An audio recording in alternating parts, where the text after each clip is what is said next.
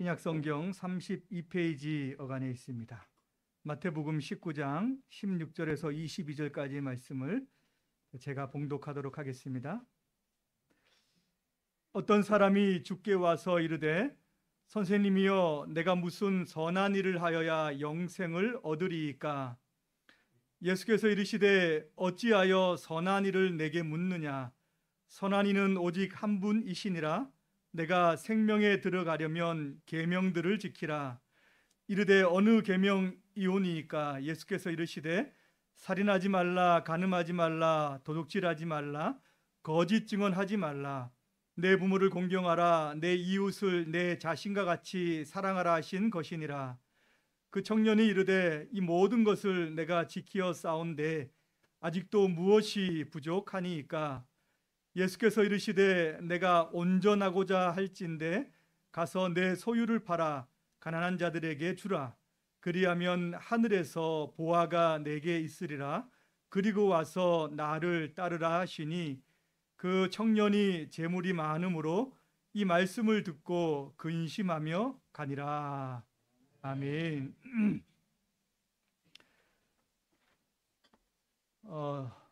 양의 말씀을 먼저 드리겠습니다. 주보에 실린 그 요약본이 있는데요. 오늘 말씀의 진행은 그 요약본하고는 조금 다르게 진행이 될 겁니다. 어제 저녁에 조금 더 살펴보다가 제가 내용을 좀 수정을 했습니다. 내 요약을 먼저 읽으시고 또 설교를 들으시면 조금 더 쉽게 이해가 되리라 생각을 합니다. 지난 한 주간 동안 잘 지내셨습니까? 네. 반갑습니다. 지난주에 저는 아주 중요한 일을 처리를 했습니다. 이사하면서 가져온 장롱이 문제가 해결이 됐어요. 문짝도 안 맞고 또 서랍장도 안 들어가고 그래서 이걸 버려야 되나 어떻게 해야 되나 옷이 정리가 안 되고 집이 정리가 안 되더라고요. 그래서 고민하던 중에 지난주에 제가 이제 이강일 집사님께 말씀을 드리고 집사님께서 집으로 오셨습니다. 오셔가지고 이제 한두 시간 이렇게 저렇게 만지시는데 탁탁 만지시는데 아주 서랍장에 싹 들어가는 거예요. 나는 왜 안 될까? 또 이제 문짝도 이렇게 보시는데 이렇게 만지시고 저렇게 만지시고 하는데 문짝이 맞아 들어가는 거예요. 야, 제가 볼 때는 이 정도면 됐다. 집사님 됐습니다. 이거 그냥 하면 될 것 같은데 아무 문제가 없을 것 같습니다. 했더니 아직 55점밖에 안 됐다는 거예요. 본인 마음에 안 드신다고. 저희들이 볼 때는 쓰기에 부족함이 없는데 어쨌든 그렇게 해가지고 문짝도 다 정리를 잘 했습니다. 그래서 제가 이런 생각이 들었어요. 참 누구에게 이걸 가지고 가느냐라고 하는 것이 중요하구나. 누구 손을 거치느냐 하는 것이 참 중요하다. 저는 가지고 있으면서 이걸 버려야 되냐 말아야 되나 생각을 했는데 전문가의 손에 가니까는 한두 시간이면은 딱 이렇게 만져지는 거죠. 이 장롱도 전문가의 손길을 타면은 살아나는구나, 소생하는구나라고 하는 생각을 제가 했습니다. 그러면서 저 자신도 한번 돌아봤습니다. 영혼의 문제를 다루는데 있어가지고 조금 더 전문성을 갖춰야 되겠구나라는 생각도 더불어서 같이 했어요. 오늘 같이 함께 나눌 말씀은 우리 인생의 문제, 가장 중요한 영생의 문제를 누구에게 가져가느냐라고 하는 그런 내용을 같이 살펴보고자 합니다. 여러분 오늘 성경의 말씀을 보면은 예수님께 영생의 문제를 가지고 온 한 청년이 있습니다. 이 청년이 예수님께 어떤 선한 일을 하여야 영생을 얻을 수 있습니까? 라고 이렇게 질문을 했습니다. 예수님께서는 뭐라고 대답을 하세요? 선한 이는 하나님 한 분 뿐이라면서 그 선하신 하나님의 계명을 지켜야 된다. 그것이 영생에 이르는 길이다라고 이렇게 말씀을 해 주셨죠. 이 청년은 조금 더 관심을 가지고 그렇다면은 어떠한 계명을 내가 지켜야 됩니까? 라고 물었을 때에 예수님께서는 이제 하나님께서 말씀하신 그 이웃 사랑의 계명들 5계명부터 10가지에 나와 있는 그런 10계명의 내용들을 말씀을 하셨습니다. 이 청년은 반가운 마음으로 이것은 내가 어릴 때부터 다 지켰다라고 이렇게 자신을 했어요. 부족한 것이 없다는 그런 이야기죠. 예수님께서는 그 말씀을 들으시고 네가 온전하고자 할진대, 다른 성경에서는, 다른 복음서에서는 내가 한 가지가 부족한데 네 소유를 팔아서 가난한 자들에게 나누어 주고 그리고 와서 나를 따르라라고 이렇게 말씀을 하셨습니다. 이웃 사랑의 계명을 다 지켰다라고 하니까 그렇다면 한번 실천해 보라라고 이렇게 예수님께서 다시금 말씀을 하신 거죠. 여기에서 이 청년의 실력이 드러나고 말았습니다. 재물이 많은 이 청년은 근심을 하면서 이 말씀을 실행하지 못하고 돌아갔다라고 이렇게 말씀을 하고 있습니다. 이 청년은 영생의 문제를 가지고 예수님께 왔지만 문제 해결을 받는 데는 실패를 했습니다. 진단도 받고 올바른 해결책도 예수님으로부터 받았음에도 불구하고 그냥 근심하고 돌아가고 말았던 것이죠. 무엇이 문제였을까요? 뭐 때문에 이 청년은 영생의 문제, 그렇게 고민하는 문제를 가지고 예수님께 왔지만 해결받지 못하고 실패하고 그냥 돌아가고 말았을까요?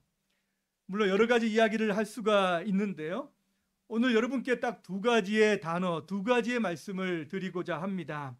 여러분도 이 두 가지에 대해서 꼭 기억하시고 영생의 문제를 이 두 단어를 통해서 생각을 한다면 여러분도 이 모든 부분에 대해서 해결을 받으실 수 있을 줄 믿습니다.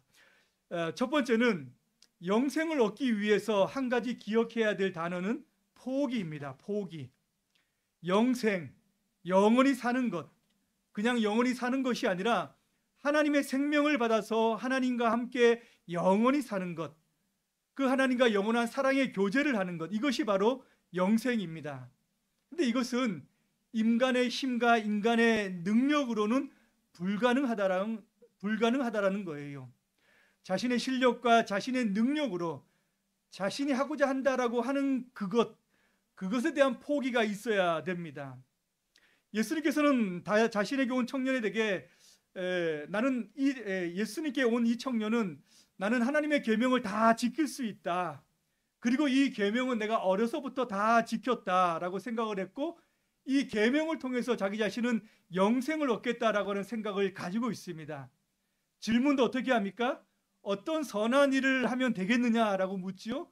어떠한 선한 일을 하면 내가 영생을 얻을 수 있습니까? 라고 이렇게 질문을 합니다. 질문 자체에서 선한 일을 하면은 내가 영생을 얻을 수 있다라고 하는 것이 포함이 되어져 있는 것이죠. 맞죠? 이미 선한 일을 하면 영생을 얻을 수 있다라고 하는 생각을 가지고 그렇게 살아왔습니다. 물론 해결은 안 되지만은 그쪽의 방향에 자신의 가능성을 가지고 예수님께 온 것이에요. 예수님께서는 이 가능성을 포기하게 하신 것입니다. 이 청년은 예수님께서 하나님의 계명을 지키라라고 했었을 때에 자기 자신은 하나님의 계명을 다 지켰다라고 생각을 했습니다.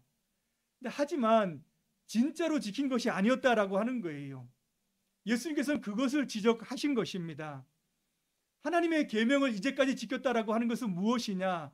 하나님의 계명을 자기 수준으로 끌어내려서 지키고선 최선을 다하고서는 내가 하나님의 계명을 지켰다라고 생각하면서 살았다는 거예요. 예수님께서는 그런 네가 다 지켰다라고 하니까는 그럼 이웃 사랑을 한번 실천해 보라라고 제시를 하신 것이죠. 근데 결국은 이웃 사랑을 실천하지 못하는 자신의 모습을 보고 말았던 것입니다. 여러분, 하나님의 계명이 얼마나 높습니까? 사람은 하나님의 계명을 지킬 수 없습니다. 살인하지 말라라고 얘기하죠. 사람을 죽이지 않으면 다 나는 살인 안 했다라고 생각을 하지만 하나님의 계명을 주신 예수님께서는 뭐라고 말씀하셨습니까? 형제에게 나아가라 하는 자마다, 바보라고 하는 자마다 이미 형제를 살인했다라고 말씀을 하지 않았습니까? 간음하지 말라라고 말씀을 하죠. 간음은 육체적인 나쁜 짓을 하는 것인데 어떻게 하면 간음입니까? 음욕을 품는 자마다 다 이미 간음했다라고 하는 것이 예수님의 말씀입니다. 하나님의 말씀을 주신 예수님의 그 원리와 정신이라고 하는 거예요. 하나님의 율법의 말씀은 이렇게 높습니다. 근데 이것을 우리가 지켜서 하나님 나라를 갈 수 있다, 내가 영생을 얻을 수 있다라고 하는 생각은 잘못된 것이죠. 자기가 할 수 있는 만큼의 수준을 하나님의 말씀을 끌어내려놓고 내가 지키면은, 내가 최선을 다하면 하나님의 그 계명을 지켰다라고 하는 생각, 그 생각을 주님께서는 잘못된 생각이라고 말씀을 하신 것입니다. 여러분, 일반 종교들은 자신의 노력으로, 자신의 수고로, 자신의 헌신으로 자기의 신에게로 갑니다. 진실된 마음, 지성이면 감천이라고 하지 않습니까? 내가 수고하고 내가 노력하고 내가 신에게 마음을 감동시키면은 내가 원하는 것을 얻을 수 있다라고 하는 것이 다 일반 종교의 특징이죠, 맞지요? 근데 기독교는 반대입니다. 신이 인간에게 먼저 찾아온 유일한 종교예요. 사람이 갈 수 없기 때문에, 사람이 하나님을 감동시킬 수 없기 때문에 하나님께서 인간에게 먼저 온 겁니다. 사람에게 신을 감동시키라, 네가 무엇인가 최선을 다해서 내 마음을 감동해라, 시켜라, 그러면 내가 너가 원하는 것을 주겠다라고 하는 것이 이 기독교가 아니라는 것이죠. 도리어 반대로 하나님이 인간을 위해서 모든 것을 해주셨고 인간에게 감동을 주고 영생까지 허락해 주신 것이 바로 기독교입니다. 이것이 이 땅에서는 볼 수 없는 유일한 종교, 기독교의 유일한 점이라고 하는 것을 말씀하는 거예요. 신앙이라고 하는 것은 내가 할 수 있다, 내가 모든 것을 가능하게 할 수 있다, 믿는 자에게 능치 못하는 일이 무엇이냐라고 하는 그 생각을 바꾸는 것입니다. 나는 할 수 있다라고 하는 것이 아니라 누가 할 수 있다라고 하는 것이죠? 하나님은 하실 수 있다라고 생각으로 바꿔지는 것, 그 할 수 있는 능력의 주체를 바꾸는 것, 그것이 바로 기독교죠. 이것이 바로 신앙입니다. 주체를 바꾸는 거예요. 주어를 바꾸는 것, 그것이 바로 기독교입니다. 여러분, 종교개혁의 도화선을 마련하였던 그 마르틴 루터를 잘 아실 겁니다. 맞죠? 그가 수도사였죠. 그가 가장 원했던 것이 무엇이냐면은 하나님께 받아들여지기를 그렇게 원했습니다. 얼마나 많은 수고와 얼마나 많은 노력을 했는지 몰라요. 당시 고해성사를 담당하는 신부가 제일 싫어하는 사람이 누구였냐면은 루터였습니다. 루터가 와가지고 고해성사를 하면은 끝이 없는 거예요. 계속 이야기를 합니다. 그래서 너무 죄송한데 이것도 얘기하고, 너무 죄송한데 저것도 얘기하고, 그래서 하루 종일 그 얘기를 듣다가 이제 다 끝났느냐라고 묻고 다 끝났다라고 하면은 그러면 이제 가도 좋다라고 얘기를 해줘요. 그러면 가다가도 문을 나가기 전에 다시 생각이 나서 들어옵니다.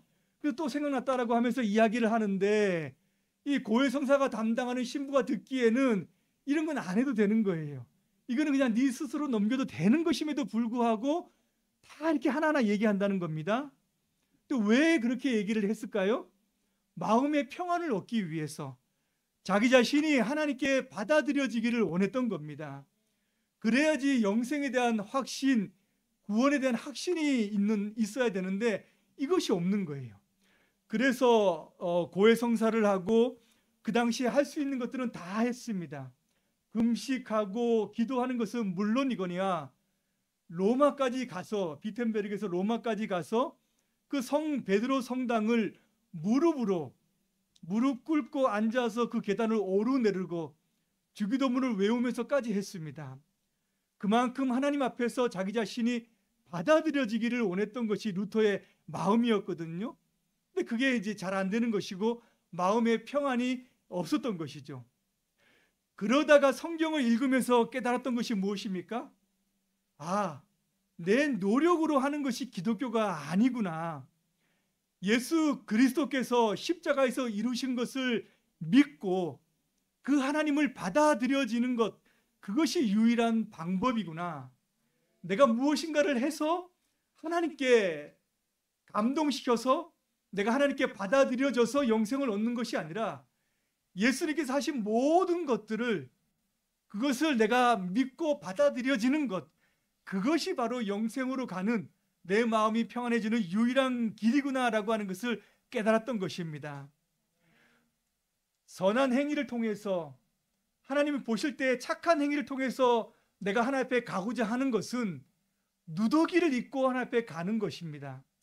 그런데 예수님께서 행하신 그 모든 것들을 내가 믿음으로 가는 것이 바로 의로워지는 것이고, 의로운 옷을 입고 예수님께 가는 거예요.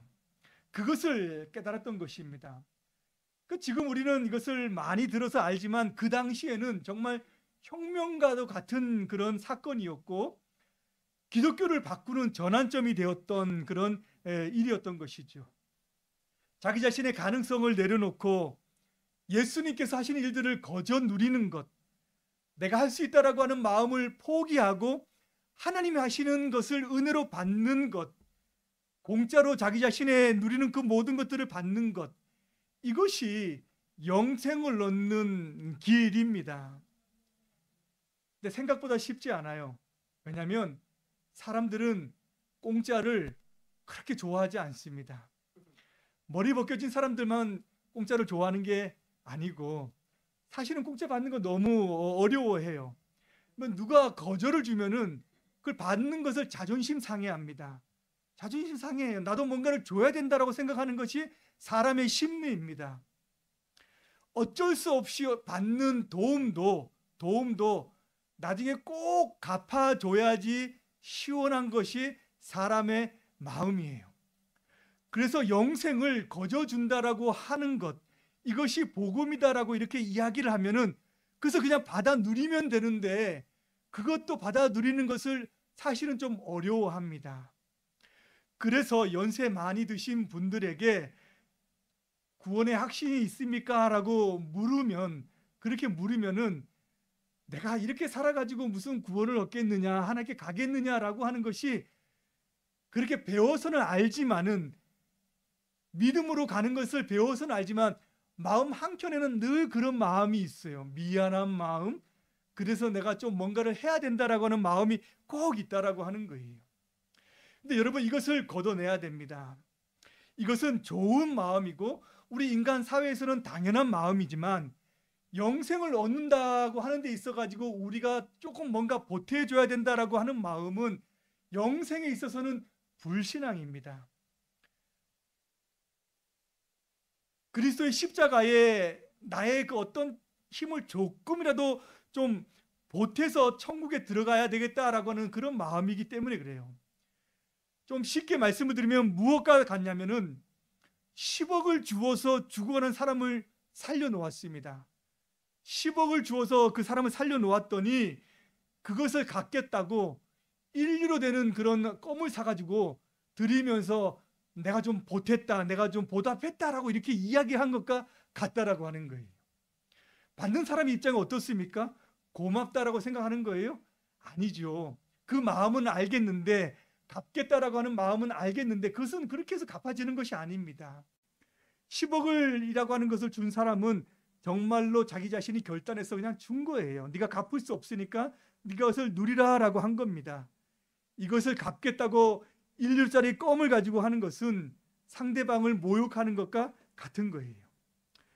그래서 영생을 얻기 위해서는 내 가능성, 내 능력, 내 실력 이 모든 것을 다 포기하는 겁니다. 포기하고 그리스도의 십자가와 그리스도의 그 은혜만을 그냥 전적으로 의지하고 전적으로 맡기고 그것에 내 모든 가능성을 두는 것, 이것이야말로 영생으로 가는 첫 번째 길이라고 하는 거예요.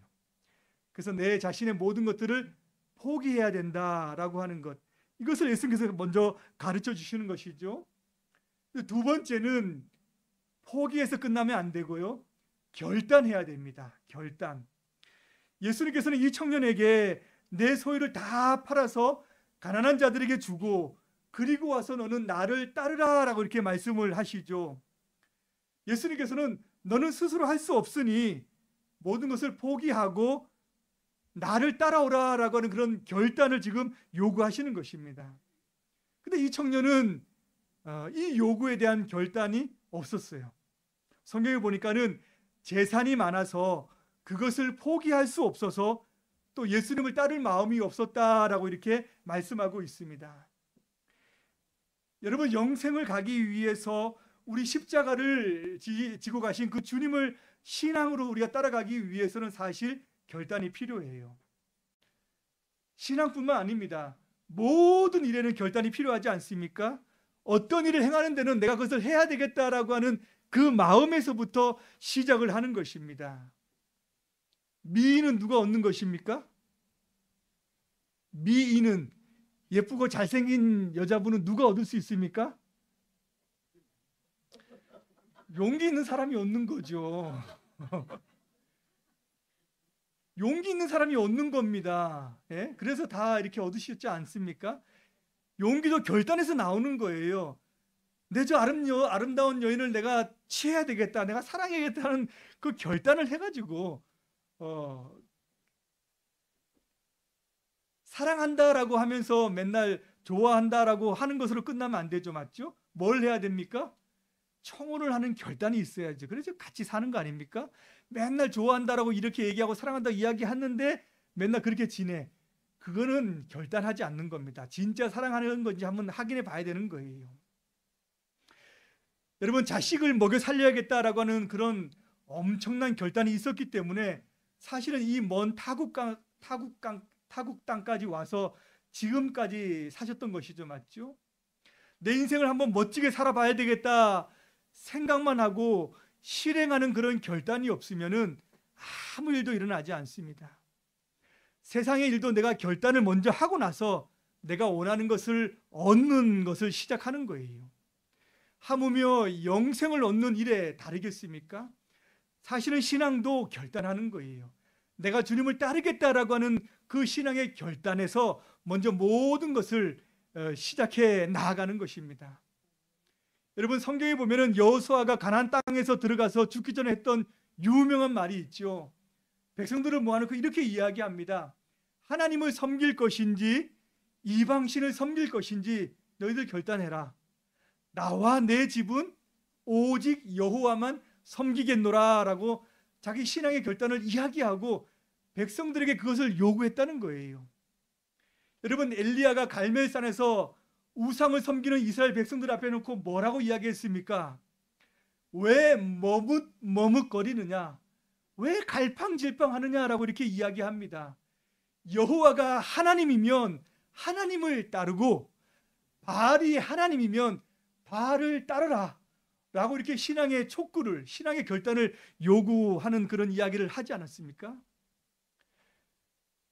그 청년이 돈이 많아서, 재물이 많아서 따르지 못했다라고 이렇게 얘기를 하기 때문에 뭐 부자면은 천국 가는 거, 영생하는 거 어려운가? 예수님께서 그 뒤에 낙타가 바늘기로 들어가는 것이 부자가 하나님 나라에 들어가는 것보다 쉽다라고 이렇게 말씀을 하셨기 때문에 자식이 자신의 소유를 다 버려야 된다라고 생각하는데 그것은 그렇지 않죠, 맞죠? 삭개오도 예수님을 만났지만은 그는 뭐라고 얘기했습니까?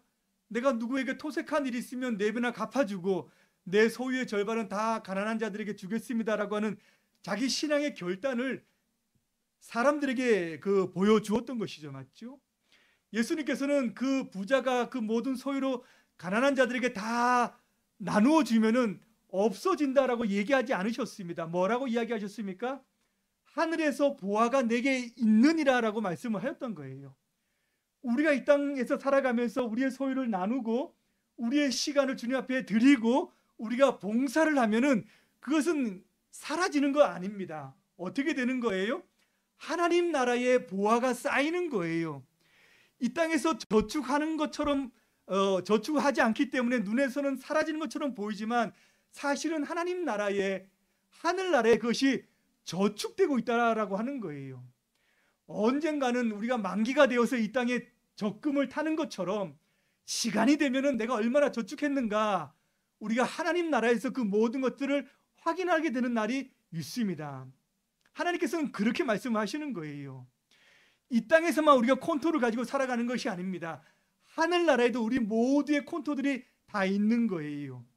그래서 우리 모두의 그 모든 주님을 위한 삶, 또 주님을 따르기 위한 삶은 낭비하고 소비하고 허비하는 것이 아닙니다. 이것은 하나님 나라를 위한, 하나님 나라에 대한 그 저축이에요.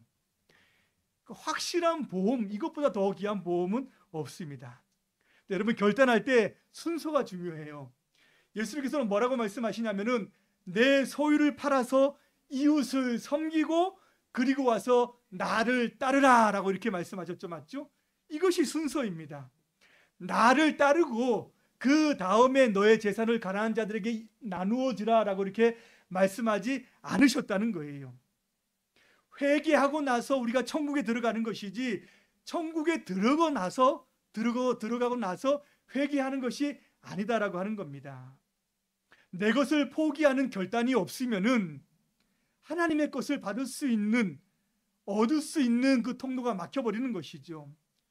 손에 움켜쥔 것을 먼저 내려놓아야 다른 것을 붙잡을 수 있듯이, 내 것을 먼저 주님 앞에 내려놓고 나서야 하나님께서 주시는 것을 받을 수 있다라고 하는 말씀을 여기서 하시는 것입니다. 신앙의 결단이라고 하는 것은, 주님께서는 여기서 소유를 말씀하시지만 이 청년에게 하시는 것은 너의 가능성도 다 포기하고 네 소유도 먼저 하나님 앞에 내려놓고, 내가 할 수 없는 것을 다 내려놓고, 그리고 나서 나를 따르라, 그리고 나서 너를 위해서 십자가에 죽을 내 은혜를 네가 누리라라고 하는 말씀이었던 것이죠. 맞죠? 내가 무엇인가 붙잡고 있는 한 이 손을 먼저 펴야 하나님께서 주신 것을 우리가 받을 수가 있는 것입니다. 여러분, 현대그룹의 그 창업자였던 정주영 회장이 650년 된 산삼을 먹은 일이 있었습니다. 650년 된 산삼이에요. 이것이 어떻게 소문이 났는지 신만이에게, 그 삼산 주인에게 가서 1980년 그 당시 돈으로 7,800만 원을 현금으로 들고 가서 딱 내려놓고 그것을 달라고 했습니다. 7,800만 원, 그 당시 강남의 음마 아파트 4채 살 수 있는 돈이었다라고 해요. 그제서야 이 신만이가 그 돈을 확인하고 자기 산삼을 내려놨습니다. 650년 된. 이분이 산삼 보는 눈도 있으셨던 것 같아요. 거기에서 3시간 반 동안 꼼짝도 안 하고 그것을 다 드셨습니다. 다 드셨다는. 산삼은 나눠서 먹으면 안 되는데요. 그 자리에서 다 먹어야 효과가 있다고 합니다. 650년 된 산삼. 사람들이 소문을 듣고 왔지만은 현금을 내놓지 않으면은 그분은 사진만 보여준대요. 사진. 여기 있다라고. 뭡니까? 내 것을 내놓지 않는 이상은 그 실체를 볼 수가 없는 거죠. 맞죠? 대가가 있어야 진짜를 얻는 것입니다. 이것이 원리예요. 정주영 씨는 650년 된 산삼 아파트 4채 값 주고 85세를 사셨습니다. 650년 된 산삼보다 더 좋은 것이 있죠. 맞죠? 더 좋은 약이 있습니다. 무슨 약이에요? 구약과 신약.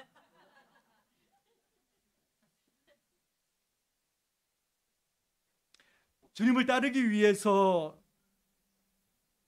먼저 우리의 것을 희생하고 헌신하는 것, 이것은 사라지는 것도 아니고 하나님 나라에 쌓이는 것이고, 우리가 주님을 따르겠다라고 하는 결단 뒤에 우리는 주님께서 주시는 영원한 복들을 누려서 살아갈 수가 있는 것입니다. 말씀을 맺겠습니다. 여러분, 영생을 얻는 것, 주님께서는 영생을 주시기 위해서 이 땅에 오셨습니다. 이 청년의 실패를 우리는 따라해서는 안 될 것입니다. 예수님께서 십자가를 통해서 거저 주시는 그 은혜를 우리는 감사하면서 누리면서 살아가야 할 줄로 믿습니다. 그리고 우리의 모든 삶을 내가 주님을 향해 살아야겠다라고 하는 결단, 넘어지는 것 괜찮습니다. 결단하느냐 하지 않느냐, 그것에 따라서 우리의 모든 인생이 시작부터 달라진다라고 하는 것을 늘 기억하시고 자신의 것을 내려놓고 주님을 따라가시는 여러분 되시기를 주님의 이름으로 축복합니다. 기도하겠습니다.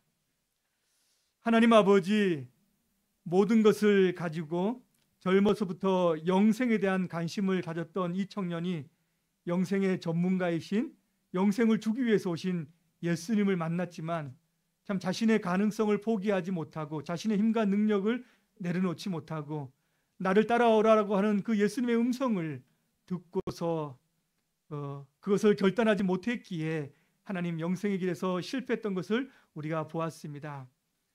예수님께서 주시는 그 은혜를 하나님 아버지 거저 누리며 감사하며 살아가며 또 우리의 주신 모든 삶들을 늘 날마다 결단하면서 살아갈 수 있는 우리가 될 수 있도록 하나님 인도하여 주시옵소서. 감사드리며 예수님의 이름으로 기도드리옵나이다. 아멘.